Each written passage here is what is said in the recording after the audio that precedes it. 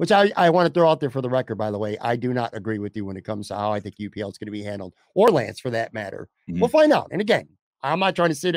You guys are 10 times the hockey people I am. But anyway, so whether they bring in a new guy from the outside, or I am right, and UPL starts the season in Buffalo with Anderson. Let's just assume for a second I am right. You think Anderson, ideally for the Sabres, they probably want him to play what? 30 games, 25 to 30 games? Or do you think he's a guy who could play 40 or more games? No, 25 to 30 games is what I need out of Craig Anderson. I don't need more than 30. Okay. 35 at the absolute max. Like that's the absolute max. I don't like the season's possibilities of improvement, of getting the major improvement that they're looking for in the standings if he's got to play more than 35 games. Okay, that's fair. I would say this in terms of, if you're right and Anderson's only going to play 25 to 30 games, then I would say I'm wrong 100% about UPL, because I don't think the Sabres would plan on bringing him in and having him play 50 to 60 games. But if it was kind of a true rotation, then I would say this about UPL, because he played 9 games with the Sabres last year. First of all, he's 23 years old, so it's not even like he's a kid. He did play 9. He had 9 starts with the Sabres last year, and his stats were better in Buffalo than they were in Rochester. 2.77 goals against and 0.917 save percentage. I guess my fear is that they're going to say, all right, this is the year we find out what we have in UPL. Can he be the answer? We're going to give him a shot this year, and we're going to see if he can handle 40 to 50 games in net as a starter, stay healthy, and produce. Let's find out now what we have in him. That's my fear. And you know, the funny thing, Joe, on the whole, is this is a product of what happens when you're bad for so long. When you're bad for a long time, like the Sabres have been, we question literally everything, every single decision. It happened with the Bills, and then the Bills got good. And now we trust Brandon Beane. You know, even if the decision feels weird, if it's, you're like, on the outside, you kind of give the benefit of doubt to them because they've earned it. I feel weird about the Sabres goaltending moves right now, and they're not good. So I don't trust anything that the Sabres are doing right now. I hope you're right. For the record, you and Lance, who is far more likely you guys are right. You know what you're talking about far better than I do. I don't know. There's something in me that says UPL's coming to camp with an opportunity to be anywhere from the Sabres' number 1. He won't be the number 2 goalie because that's Anderson. So he's got a chance to win the job, or he's going to Rochester. Yeah. But like, that's something I need Adams to say. Like, I need him to come out directly and say, Luukkonen's our guy. We believe in him. We believe he'll be in the NHL this year. He didn't say any of that. He didn't really mention Eric Portillo very much. No, I won't be like, he was asked directly about him. He didn't really mention his name. Right. A whole lot. If the Sabres get another goalie, and we're going to talk about the team as a whole next week, like, you know, how we think free agency and trades might play out over summer, but the goalie specifically, before we get to this draft, if they bring someone in, is it going to be a stopgap guy? Because if they like Devin Levi, it doesn't make much sense. Like, I was looking at a couple names, like Jack Campbell or Husso from St. Louis. You know, a couple other guys like that as well.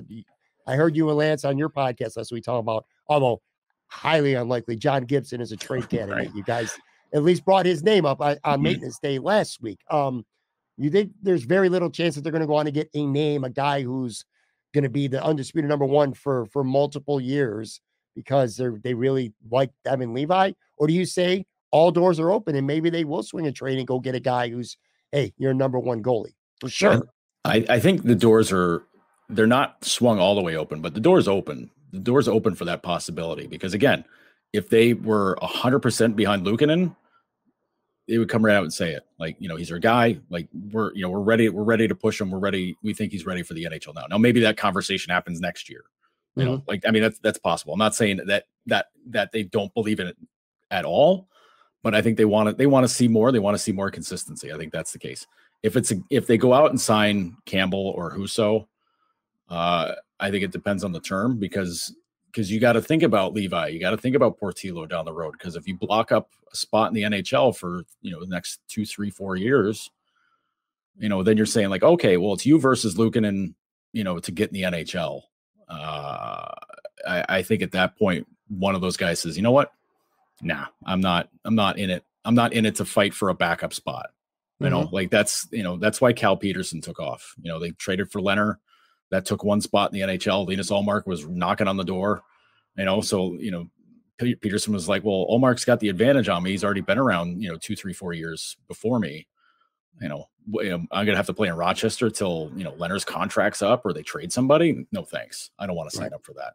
So like that's the worry with signing somebody for long term. Now, if you do that, if they do sign somebody for long term to play goal, and by long term I mean like more than 2 years, then you're saying you better have had those conversations already with those guys, with Levi, with Portillo, because they got to know, and you have to have the conversation with Luukkonen too, to say like, listen, we're not taking a job away from you, but you got to prove it. You got to play for it.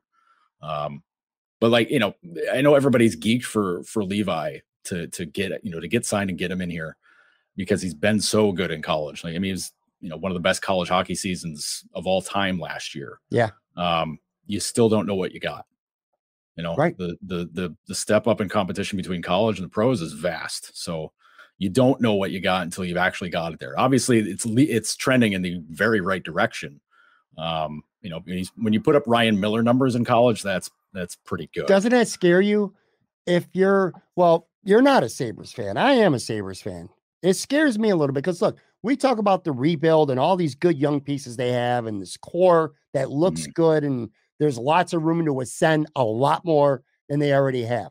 But at the end of the day, Joe, if your goaltending is not good, you ain't going nowhere. I don't care how good your centers and your wingers and your defensemen are. And you're banking on guys who have proven nothing in the NHL, whether it's UPL, whether it's Portillo, whether it's Levi, as good as he looks in college, you don't know. So let's say you put all your eggs in the basket of Devin Levi's going to be our guy 2 years from now, 3 years from now, whatever it's going to end up being. And you got all these guys who are in their third, fourth, fifth year, these skaters who were looking good, and Devin Levi comes in and he's not it. Then where are you? You know what I'm saying? So that's why for me, if I got an opportunity to go get a goalie who's really good, and I know he's good because I've seen him play good in the NHL, and I can lock him up for 4 or 5 years, I ain't worried about the prospects, especially if the kid's 25, 26 years old, the goalie that you can go make a trade for or something like that. Give me the goalie. It's kind of like quarterbacking in the NFL. You can have all the prospects in the world, but give me a guy who's been in the NFL for 4 or 5 years who I know is good. I've seen him be good, and I want that guy being my quarterback because quarterback and goalie are kind of one and the same in a way. You know what I'm saying? That's what scares me about this organization. They know nothing about their goaltending position right now. Yeah, no, I think that's pretty fair. I mean, they've got a pretty strong idea what they've got. It's not like they're flying blind with this. They're just kind of, I don't know, let's throw some guy in the net. We'll see how it goes. Sure. I mean, he's killing it in college. I mean, sure. Right. But I mean, you asked like, what's, how far can you get? Well, look what the Oilers have done.